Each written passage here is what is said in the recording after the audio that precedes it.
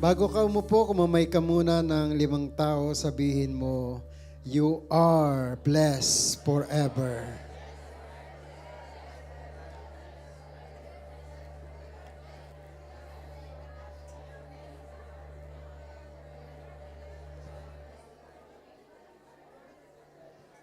Amen. Ayan, makakaupo na po.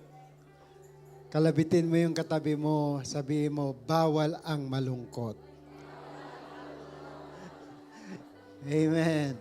Lahat dapat nakangiti. Amen. So sige, tingnan muna natin tong video. Maikli lang ito. Papakita sa atin ng multimedia.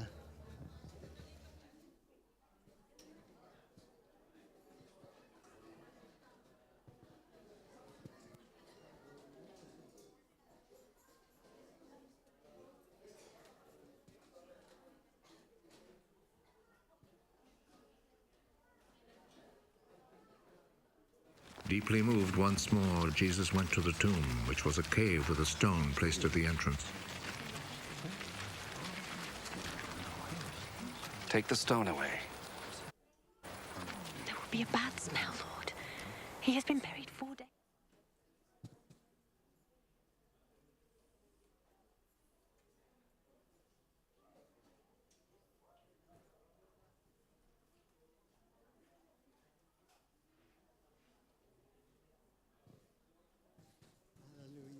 Deeply moved once more, Jesus went to the tomb, which was a cave with a stone placed at the entrance. Take the stone away. There will be a bad smell, Lord. He has been...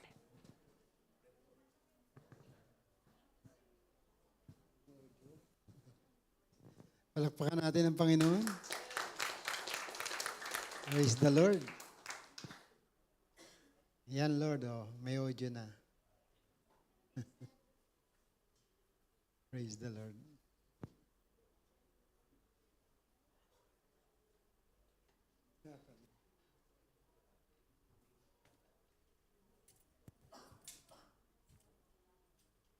Kulang yata sa palakpak. Ayos lang po.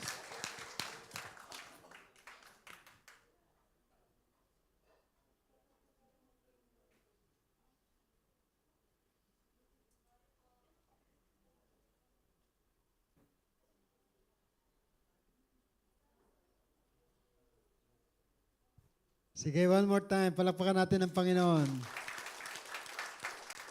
Sa buhay ng ating multimedia. Glory to God.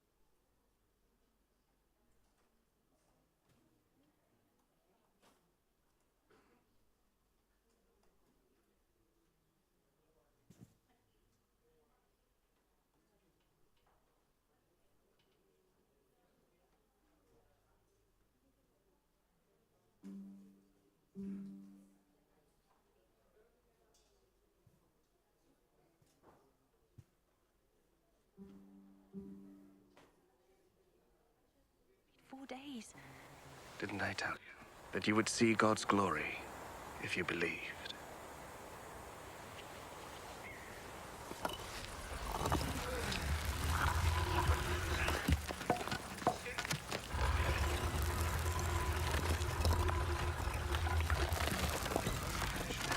They took the stone away.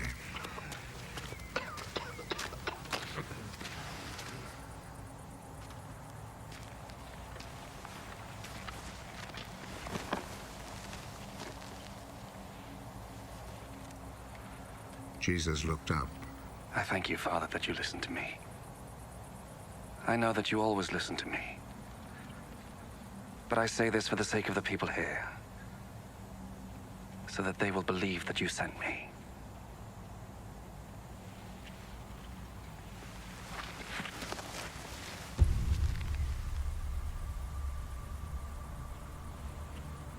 After he had said this, he called out in a loud voice, Lazarus! Come out!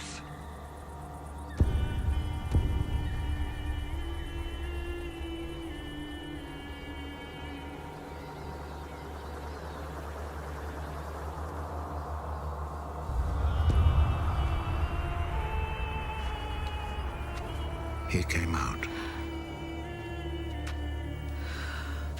His hands and feet wrapped in grave clothes,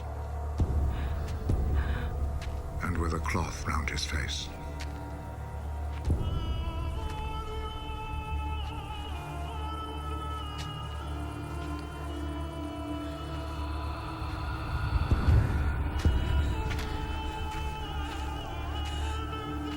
Untie him and let him go. Many of the people who had come to visit Mary saw what Jesus did, and they believed in him. But some of them returned to the Pharisees and told them what Jesus had done. So the Pharisees and the chief priests met with the council and said, "What shall we do?" Look at all the miracles this man is performing. If we let him go on in this way, everyone will believe in him. And the Roman authorities will take action and destroy our temple and our nation.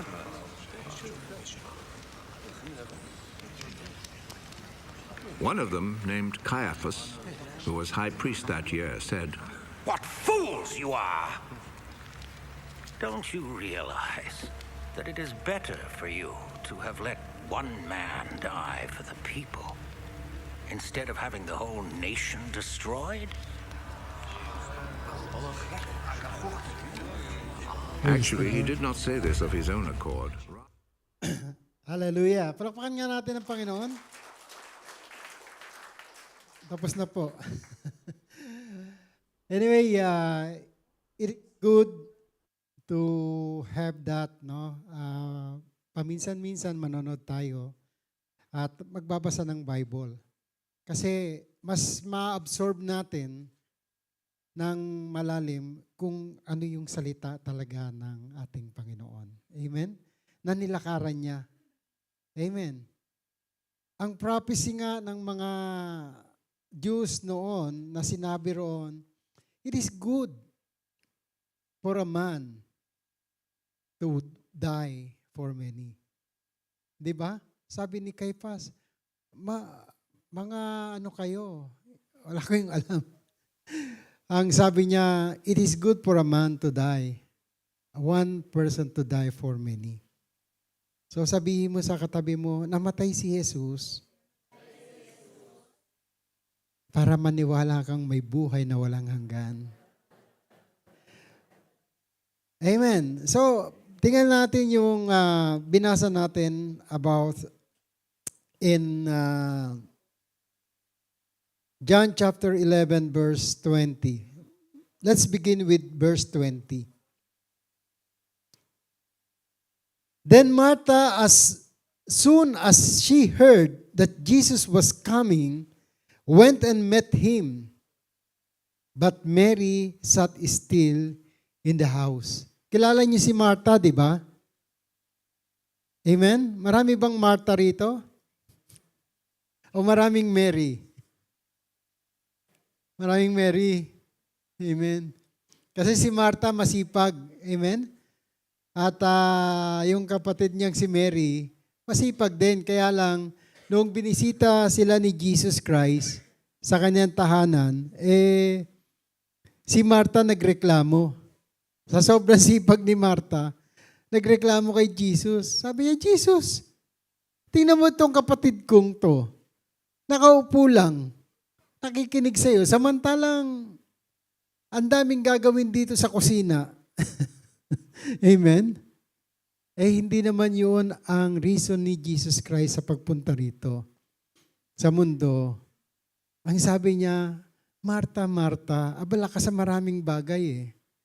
Abala ka sa Facebook, abala ka sa YouTube, abala ka sa maraming bagay. Huwag mo sabihin nagtatrabaho ka, nakikita kita. Amen? So, maraming bagay no, na sometimes pinagkakaabalahan ng tao, pero hindi mabigyan ng time yung pakikinig at pagbabasa ng Bible. Salita ng Diyos. Mas manonood pa nga tayo sa YouTube yung drama na hindi natin alam kung totoo o hindi. Amen? Pero may good news ang Lord. Sabihin mo sa katabi mo, may good news ang Lord. Kahit katulad ka ni Marta, no? Kapag si Jesus Christ ay dumating at sinalubong mo siya, no? Walang sasabihin ang Panginoon kundi maniwala ka lang. Paniwalaan mo siya. So let's begin. Sabi roon sa verse 20, sa 21, Martha said unto Jesus, Lord, if thou hast been here, my brother had not died. Kasi nabalitaan ni Jesus Christ ito 4 days ago na sinabi ng kanyang mga disciple, yung kaibigan mong si Lazarus may sakit. Dapat kung titingnan natin, 2 days yung paglalakad nila pamula doon sa kinaroroonan ni Jesus Christ, pwede pang umabot, mapagpe-pray pa. Bakit pinabayaan ni Jesus Christ na umabot pa sa puntong namatay siya for 4 days? Grabe. Kapag 4 days na ang taon nakalibing, stink na siya, mabaho na yung kanyang pinaglibingan. Amen. Amen. At yung actually, ang pananampalataya ng tao during the time of Jesus, 3 days pwede pang mabuhay ang tao. Namatay, no? Within 3 days, wala namang mga espesyalista yan na doktor noong araw eh. Hindi katulad natin ngayon. Ang dami ng mga aparatos, no? Hindi naman nakakabuhay ng tao rin yung iba. Ang daming ituturok sa'yo. Minsan, yung tinurok na yun, magbibigay pa sa'yo ng problema. Amen. Napag-aralan na yan ng science. But still, ang kamatayan hindi natin maaalis na hindi mamamatay ang isang tao. Ang nakakalungkot lang doon, actually, death is temporary. Hindi natin alam. Yun ang nakakalungkot. Hindi natin nabibigyan ng halaga ang second death, which is eternal. Alam niyo ba ang death? Noong mamatay si Adan at si Eva, hindi namatay ang tao. Ang namatay ang relasyon natin sa Diyos. Nakuha niyo? Hindi namatay si Eva at si Adan. Ang namatay ang relasyon natin. Naputol ang relasyon sa Diyos ni Eva at ni Adan. At ang nangyari, lahat ng ginagawa na ng tao sa kanya ng kaalaman. By the knowledge of good and evil. Kung ano lang yung na-experience mo rito sa mundo na ito, ano yung sinabi ng lolo mo, ng lola mo, ang mga nag-aral ka, ang teacher mo, yung nabasa mo na mga experience ng ibang tao, lahat yan nag-accumulate sa utak natin.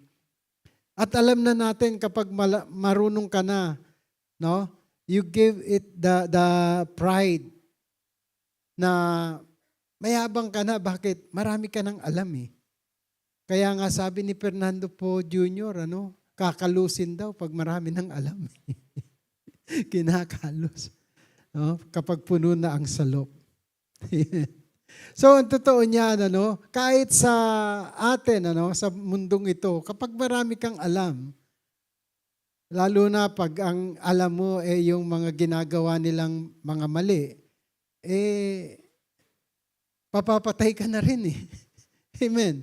Kahit ayaw mong mamatay. But the truth is, itong kamatayan na to, na gusto kong ipaalam sa inyo, ito ay temporary death lang. Amen? Kasi ang punishment ng Diyos kay Adan, sabi niya, Adan, if you disobey me, you will surely die. Mamamatay talaga. Ang kamatayan is punishment. Hindi ito opposite ng life. Ito ay punishment sa life na binigay ng Diyos. Kaya yung second punishment is the second death. Yung second death na yun, wala na rin yung hangganan. Walang kamatayan na.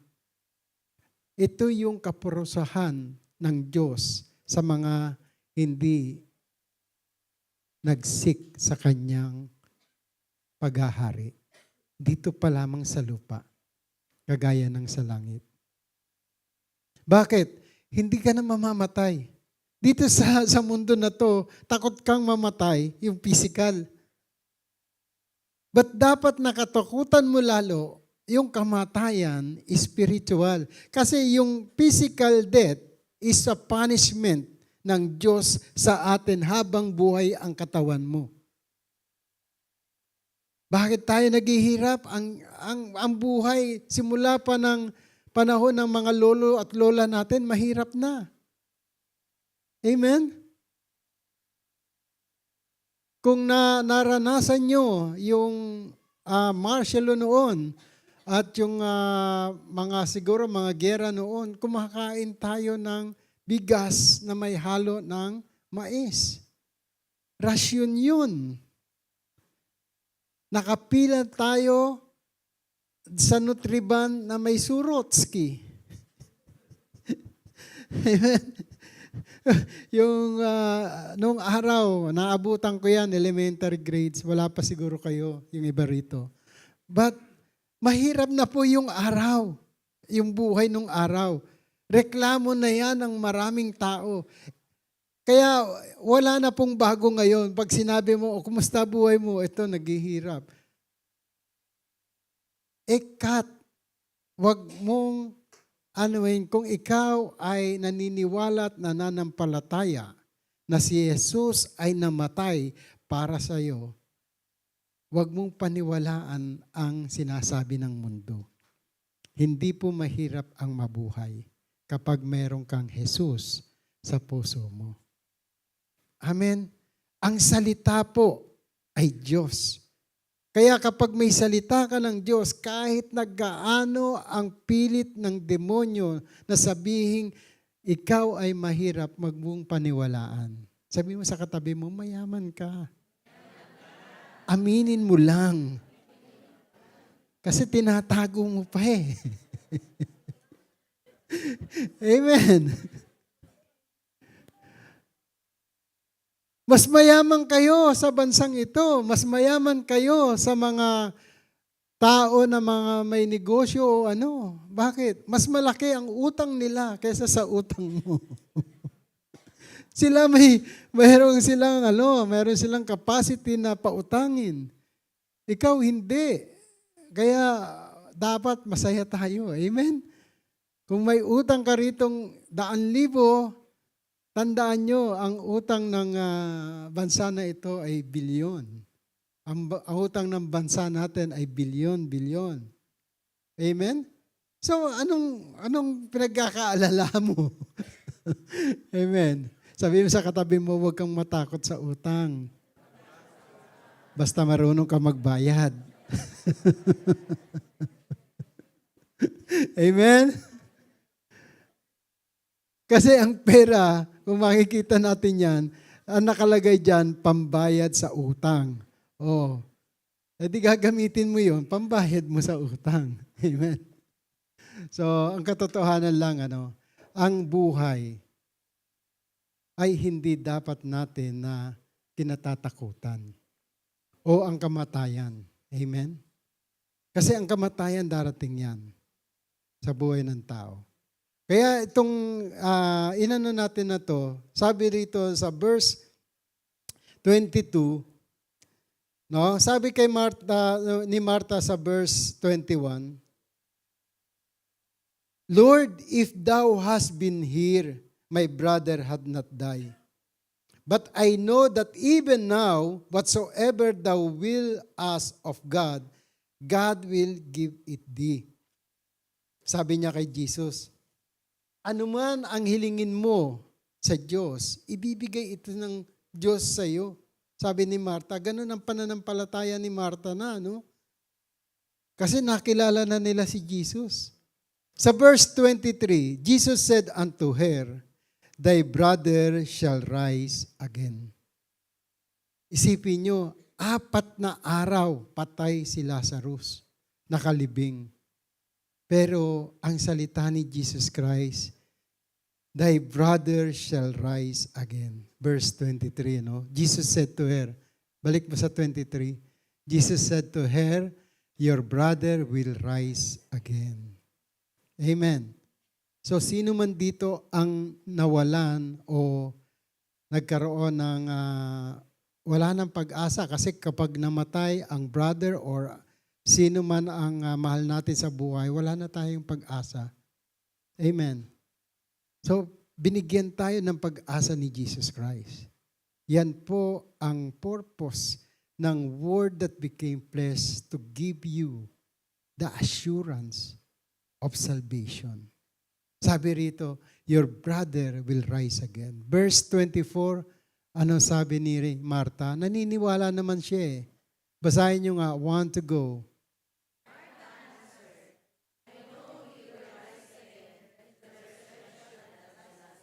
So yan yung pinaniniwalaan talaga ng tao. In the last day, may resurrection. Amen? Hindi alam ni Martha na yung last day na yun, mahirap nating antayin actually, yung resurrection. At lalo na sa panahon natin ngayon, kasi yung time ni na Martha, 3 days, kaya nga sinabi niya, kung nandito ka lamang sana. Pero 3 days, pwede pang mabuhay ang tao kahit patay na siya. Pero in the 4th day, alam ni Jesus Christ na imposible na rin. Amen? But to man it is impossible, but to God nothing is impossible. Sabi mo sa katabi mo, walang imposible sa Diyos. Lahat ng namatay na pag-asa mo, kayang buhayin ng Diyos. Lahat ng mga pinangarap mo na matay na, Jesus Christ is alive to give you hope and a future. Amen? We need to believe that He is the Son of the living God. Hindi lang siya yung Son because He is God Himself. The Word that became flesh and dwelt among us. Kaya, ang Son of the living God, hindi na si Jesus Christ yung wala sa mundo. Si Jesus Christ ngayon ay nasa sayo na. Kapag ikaw ay naniwala at nanampalataya, nasa sa puso mo, wala nang kamatayan. Amen? Either you accept and believe now or never. Kaya sabi niya rito kay Martha, no? John 11:25. Ano sabi ni Jesus Christ dito? Basahin niyo nga. 1, 2, 3. Go.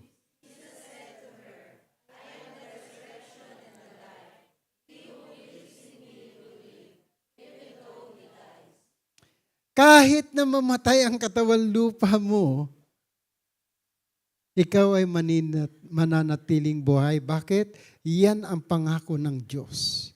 For God so loved the world that He gave Jesus Christ, the Son of the living God, the one and only, full of grace and truth, that became flesh. Sabi niya sa John 3:16 that whosoever believe in Him shall not perish but have an everlasting life. Pangako niya yan. Kaya siya sinabi kay Martha, Martha, I am the resurrection and the life. He that believe in me, though he died, he were dead, yet shall he live.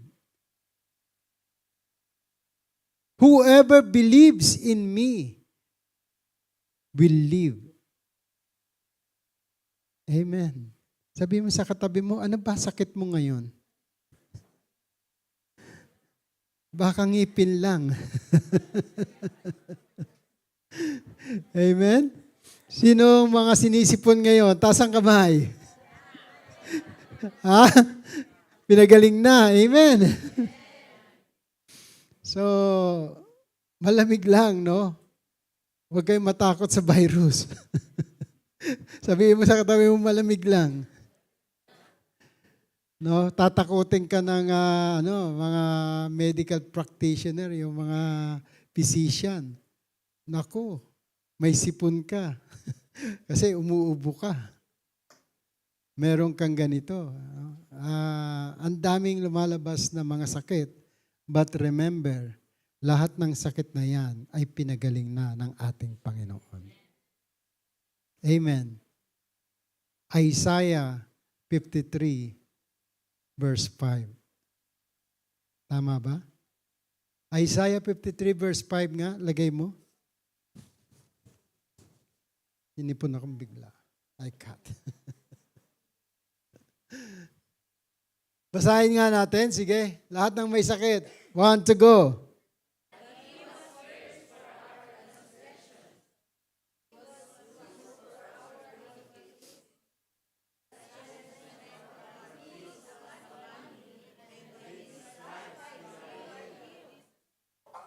Sabi mo sa katabi mo, magaling ka na.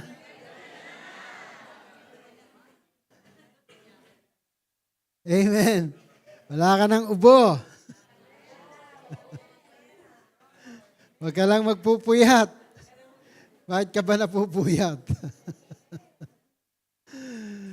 Amen. So, by the wound of our Jesus Christ, no? But He was wounded for our transgression. Kanino raw kasalanan? Sa ating mga kasalanan. Amen? He was bruised for our iniquities. The chastisement of our peace was upon Him. Kaya kung saan-saan ka, kasi pag may problema ka, kung saan-saan ka nagpupunta eh. No, hindi ka mapakali, wala kang kapayapaan. Lapitan mo si Jesus. Sabi mo sa katabi mo, yugyugin mo, lapitan mo kasi si Jesus. Wala kang pera, lapitan mo si Jesus. Wag ako.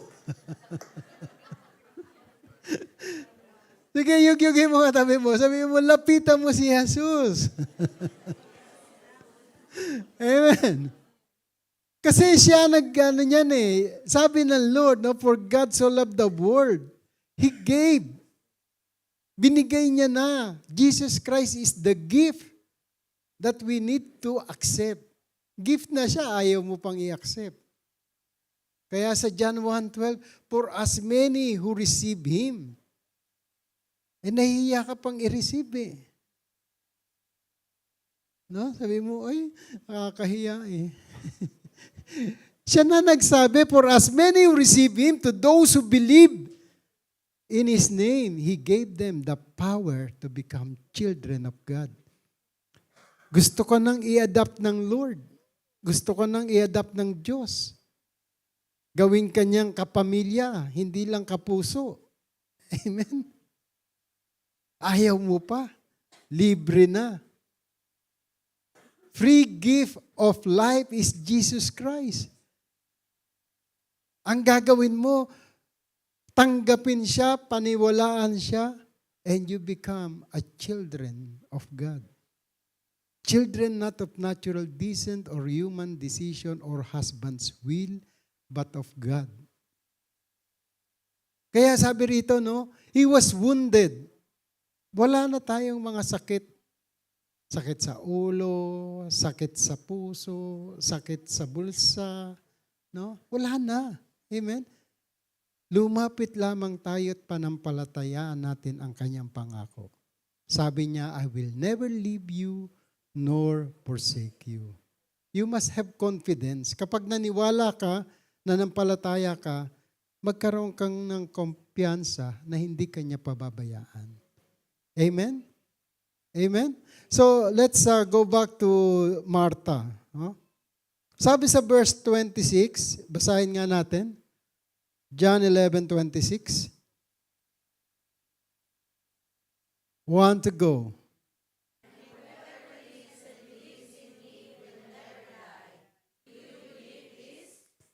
Sige, sabihin mo sa sarili mo, do I believe? Hindi ka na mamamatay? Amen? Wala nang kamatayan. Kaya yung resurrection is very important na nakasulat sa Bible. Bakit? Kasi yun yung testimony ni Jesus Christ ng Diyos na hindi ka na mamamatay kailanman. Amen? Kung hindi siya nabuhay muli after death, kung hindi niya pinakita sa mga tao nakapaligid sa kanya na si Lazarus ay hindi kayang buhayin ng salita, then walang resurrection. Amen. Hindi siya paniniwalaan ng mga tao. Kaya nga, noong namatay si Lazarus, yung may sakit siya, hindi pumunta si Jesus. Bakit? Walang miracle na mangyayari. Sasabihin, quack doctor lang yan. Kaya lang magpagaling ng may sakit. Nagkataon lang, kaya gumaling. Amen? Kasi ang mga doktor din, kahit na mga doktor ngayon they don't really give you an assurance of salvation. Kapag ikaw may sakit, nagpa-therapy ka, hindi lahat ng mga nagpapa-therapy nagkakaroon ng cure.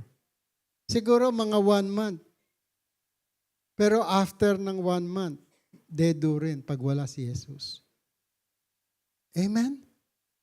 Kaya tandaan natin, the Word that became flesh, paniwalaan natin, at yan ang panghawakan natin, ang kanyang salita, may assurance of salvation ka.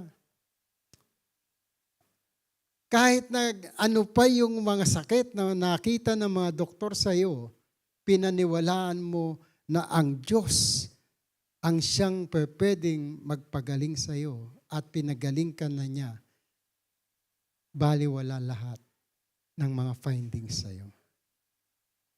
Amen. Nakukuha ba natin yon? Kaya nga sabi niya rito, whoever lives and believe, sabihin mo, naniniwala ako. I believe. Kasi kapag hindi ka naniwala, ngayon, kailan ka maniniwala? Kapag nandyan na wala ng talagang choice para maniwala ka pa. We still have time. Marami pa ang oras. Hindi pa natin alam kung kailan. But ang sabi ni Jesus Christ, in a blink of the eye, pwedeng mangyari. Isang kisap mata, pwede mangyari na si Jesus ay bumalik dito. Amen? So, sabi rito sa verse 45, after that, tingnan muna natin yung nangyari kay Lazarus. Anong ginawa ni Jesus sa verse 40? Jesus said unto her, okay, basahin nyo nga, want to go, 11:40. Jesus said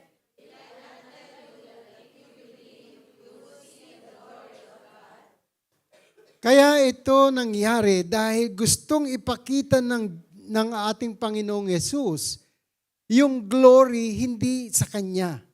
Dahil tao siya. Ginawa niya ito para ang glory mapunta sa Kanyang Ama. Sabi niya, did I not tell you that if you believe, kapag naniwala ka, ang glory sa Ama, hindi sa Kanya. Amen? Kaya kahit na anong himala ang gawin ni pastor, pinag-pray ka, gumaling ka, hindi ang glory kay pastor.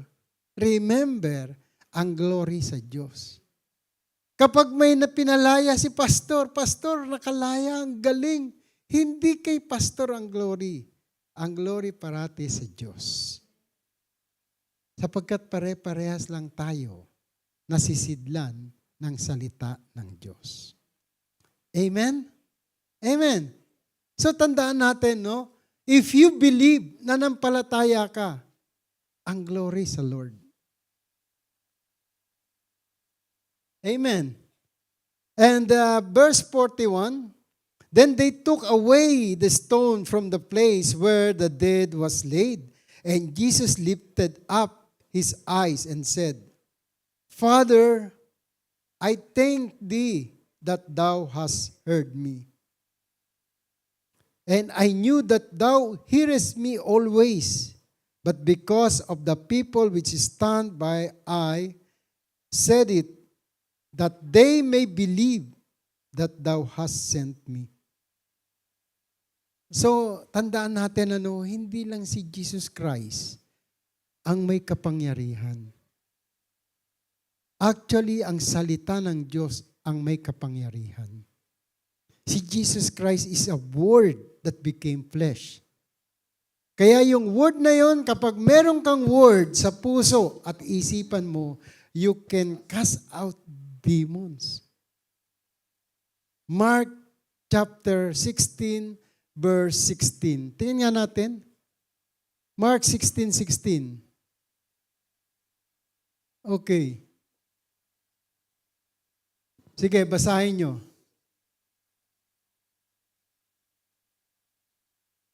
One, two, go. Whoever saved, but whoever does not believe will be condemned. See? Dalawa lang ang choice. Nag-exam ang Lord. Tapos binigay niya answer. Multiple choice. One, believe. Baptize and believe. Number two, do not believe. Ano answer? Kapag naniwala ka, you have eternal life, salvation, you will be saved. Yung another choice mo, whoever does not believe, then may answer then. You will be condemned forever. Kaya nga, ang Word of God, the fear of God is the beginning of wisdom. Kapag natakot ka sa mundong ito, namamatay ka, no? At naggagawa ka ng kasalanan, takot kang mamatay, may buhay pa na susunod. Yung kaparusahan mo ay walang hanggan. Amen? Pero kapag ikaw ay naniwala at nanampalataya, yung buhay mo wala nang ding hanggan na pangako ng Diyos. So the life is very simple. Kung nabubuhay ka rito, takot kang mamatay, dapat ang tao, ang katakutan, yung pangalawang kamatayan, the second death. Kasi yung second death is second punishment, wala nang hanggan. Sorry to say, hindi na mapapako uli si Jesus para sa kasalanan ng tao. He died only once and then judgment. We will die once and then He will judge. Simple lang naman ang requirement. Maniwala, tanggapin siya at panampalatayaan ang kanyang pangalan. Pinahirapan ka ba ng Diyos? Sino rito nahihirapan sa requirement ng Diyos? Tanungin mo nga yung katabi mo, tingnan mo sa mata, nahihirapan ka ba? Mahirap ba sundin? Yung John 1:12, mahirap ba sundin? Tingnan nga natin John 1:12. Sige nga, basahin nga natin. 1 to go.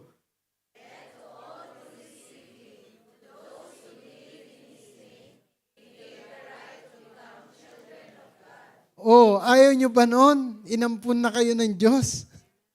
Amen? Maniwala ka lang. Only believe in the name of Jesus Christ. Receive Him as your Lord and Savior. And then you will be saved. For as many who receive Him, to those who believe in His name. Hindi maniwala ang mga tao hanggat hindi nila nakita. And then dito sa senaryo ni Lazarus, sinabi ni Jesus Christ sa John 11:43, nilakasan niya boses niya, sabi niya, Lazarus, come forth! Lahat ng namatay na pangarap mo sa buhay, sabihin mo, come forth! Mabubuhay uli yan. Nawalan ka ng pag-asa na hindi ka na magkakaasawa. Sabihin mo, asawa ko, come forth! Hindi pa huli ang panahon, ano?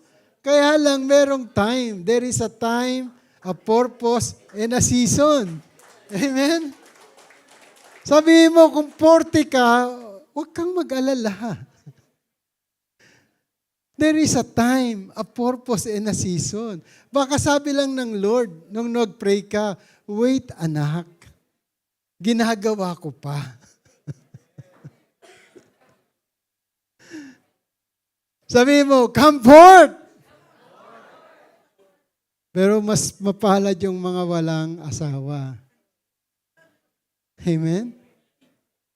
Iniiwas ka lang ng Lord sa problema. Sabi mo sa katabi mo, kung dalaga pa yan, iniiwas ka lang ng Lord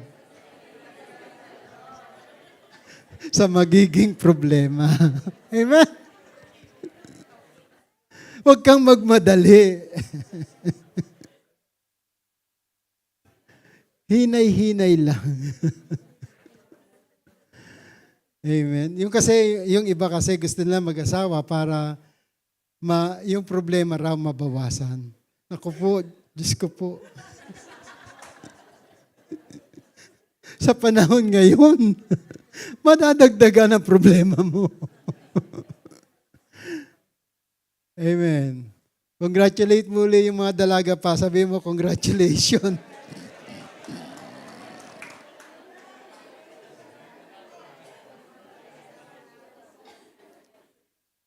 Tingnan mo itong verse 44. Okay, let's see verse 44. Okay, basahin nyo. 1 to go.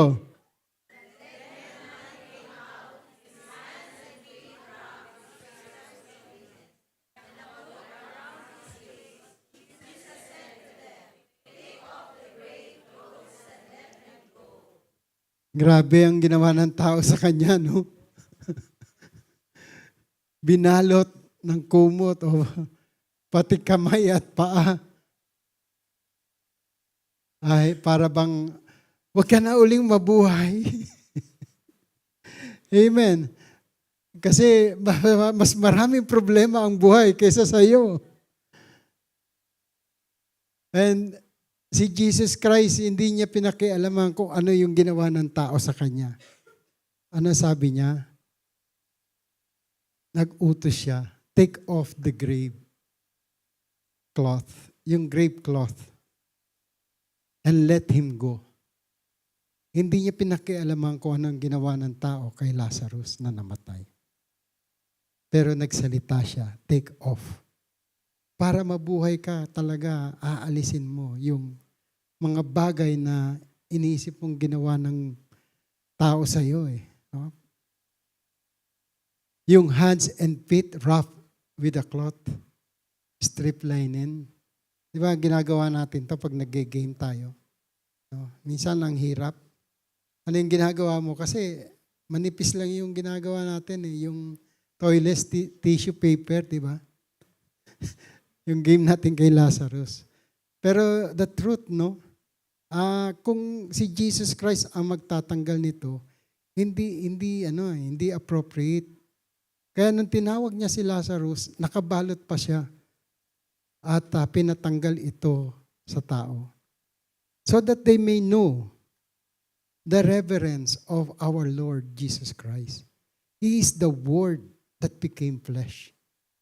Kaya nung sinabi niya ito, yung Word na yun, nagkaroon ng buhay sa body ni Lazarus. Amen? So sa verse 45, then many of the Jews which came to Mary had seen the things which Jesus did. Ano nangyari? Okay, verse 45. Basahin nga natin.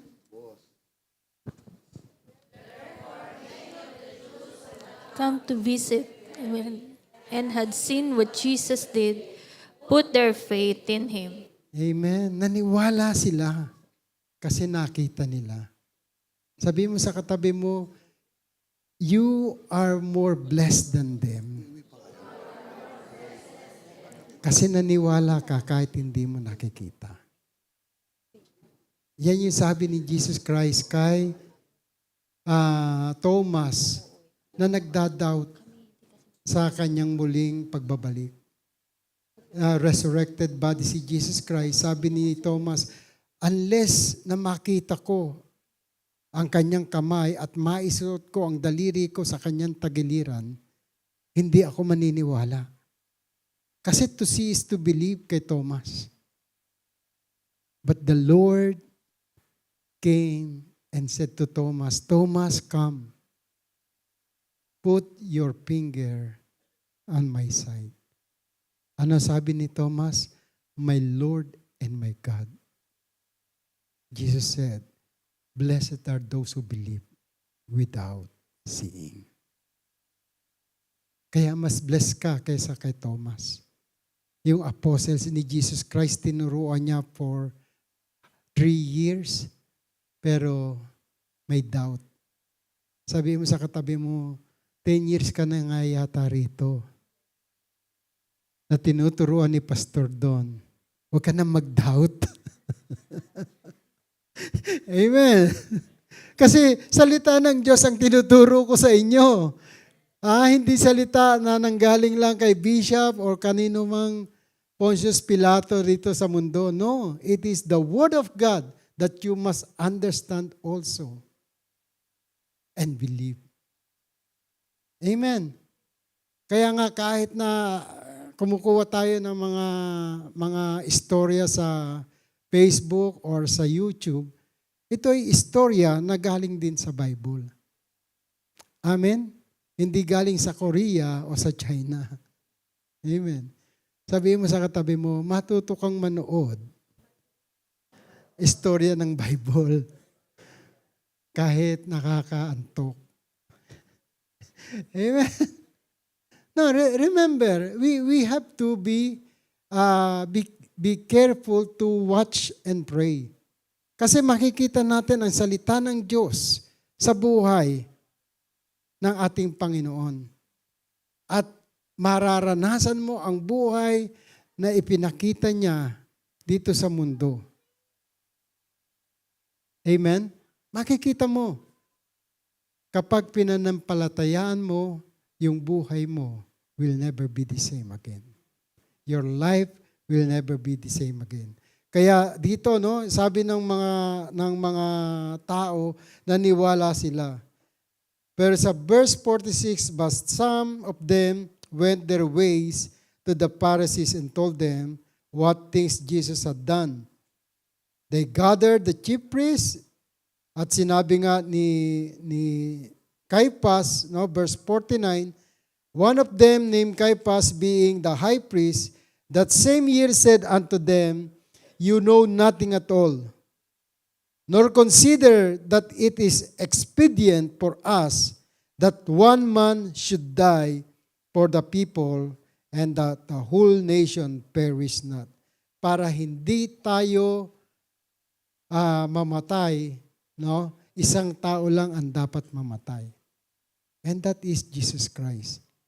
When He resurrected, He proved that life will never end.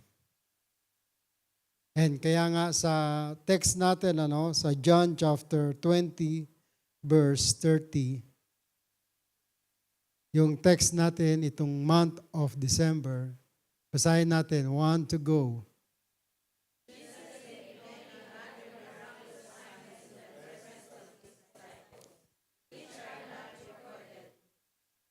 Sa 30. 2030. Jesus 29 pala. 2029.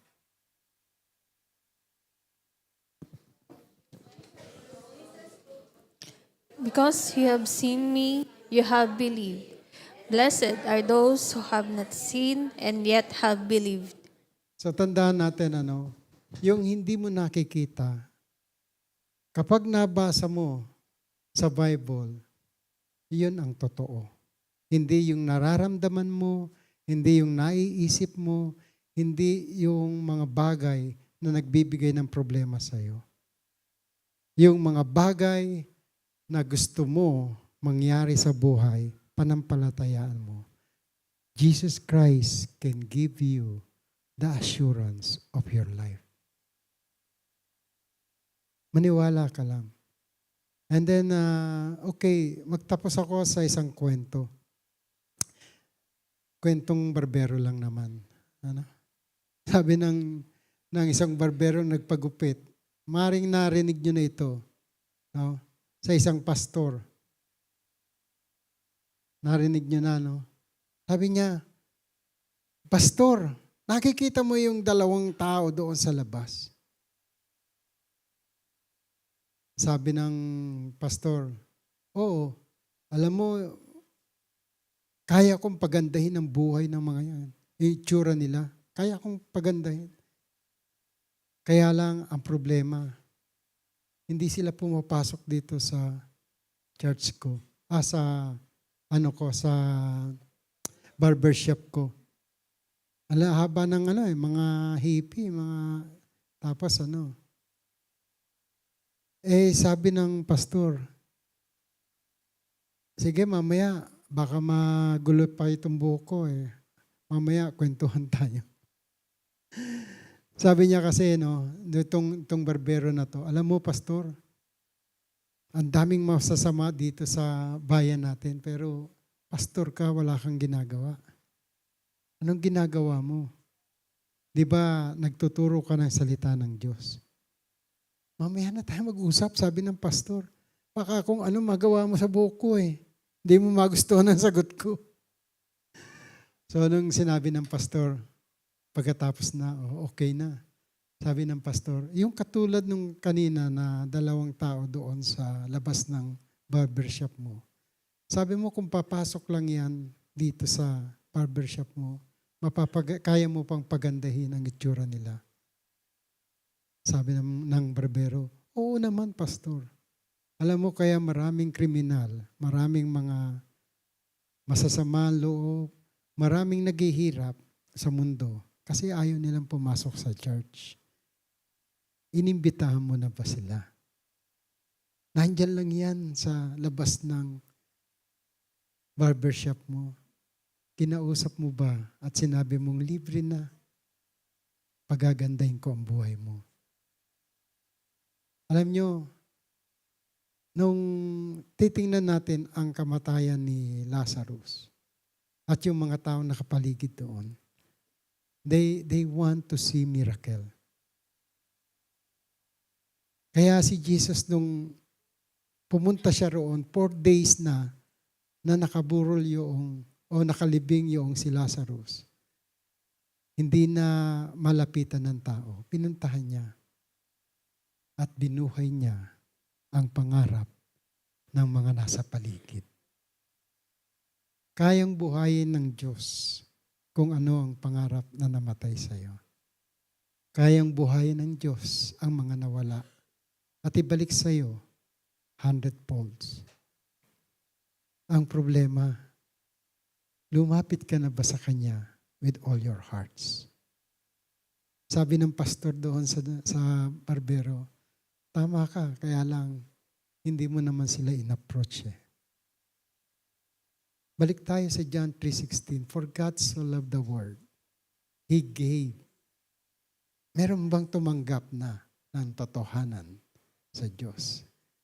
Ikaw ba ang tao na gusto mo nang tanggapin siya buong puso, buong kaluluwa? Then, it is the Word na araw-araw magpapalakas sa iyo. If you only believe to the Word, you can do miracle. Mark chapter 16 verse 17. Sabi rito, pakalagay mo nga, Mark 16:17. At dito na ako magtatapos.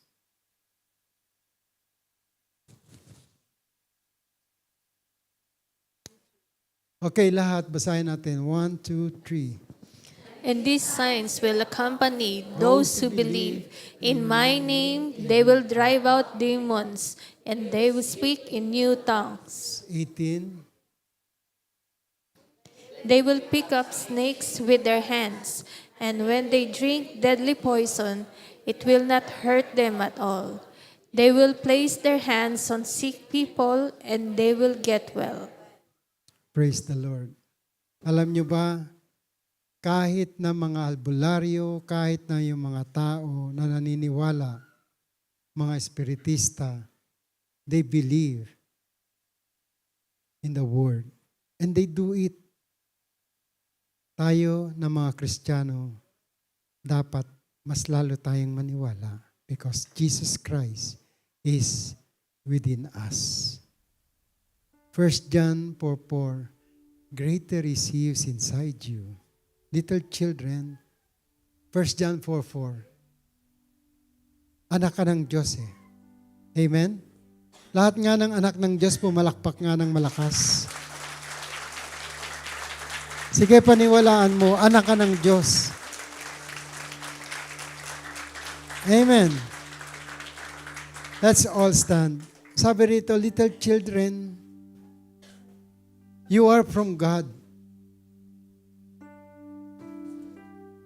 and have overcome them because the one who is in you is greater than the one who is in this world.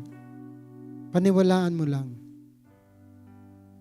Ang tinanggap mo at pinaniwalaan mo, pinanampalatayaan mo, ay walang iba kundi si Jesus na lumapit sa iyo at nagsabing, ikaw ay mahalaga sa Diyos.